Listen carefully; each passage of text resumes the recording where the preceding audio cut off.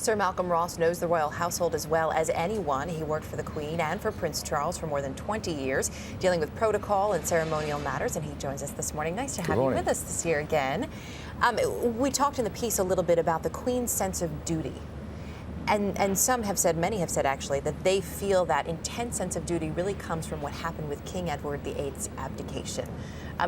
Would you agree with that? I would entirely. I mean, the Queen has devoted herself to service, and she did in that broadcast from Cape Town on her 21st birthday, and that has been all through her life, her working life.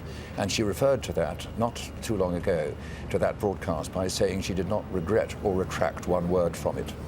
She seems to be in many ways, too, setting up the monarchy for future generations. We see, of course, Prince Charles very prominently figured, but the Duke and Duchess of Cambridge as well will be rather prominent this weekend. Yes, wonderfully prominent, and she has elected to take them in her procession into Westminster Abbey for the St Paul's Cathedral for the major service, which is a true indication of succession as demonstrated by her.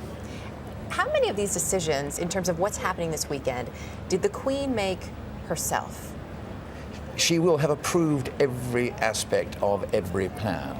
Some may not have come from her own mind originally, but everything will have passed across her desk, and she will have discussed it with her advisors to make sure that it is up to her standard and conforms with her wishes.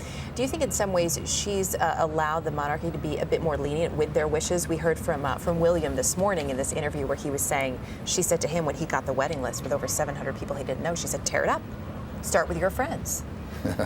Yes, there is nobody who is more down to earth than the Queen, and that is very much what she will do. She subtly adjusts everything in the right way.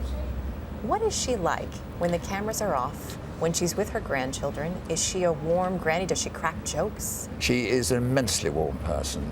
She's a family person first and foremost, and immensely proud of her grandchildren, and now a great-grandchild, which is wonderful. She has a wonderful sense of humour.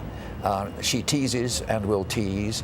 Of course, she has to restrict that to times of more or less privacy, but she has a great character and loves using that. What do you think she's most looking forward to this weekend? I think the Derby will be the favourite, number one. Yes. Which is tomorrow. Which is tomorrow. That will her first event. She will adore the whole thing. I think she will have a little apprehension about the river pageant, because this is something which hasn't happened for 350 years, and she still is nervous about things that she hasn't experienced before. But that will be beautifully conducted. I'm sure every precaution has been taken to avoid mishap. So there will be that. The concert outside Buckingham Palace. We had concerts 10 years ago for the Golden Wedding, not quite in the style that we're going to have here. But she will be happy, relaxed, and enjoy it, and enormously appreciative of the goodwill that everybody is showing towards her. And Sir Malcom Ross, you already told me earlier this morning that you've already seen people preparing for their own celebrations throughout the UK, so clearly the message to celebrate is getting through. Pleasure to have you back with us this year. Thank you. Thank you very much indeed.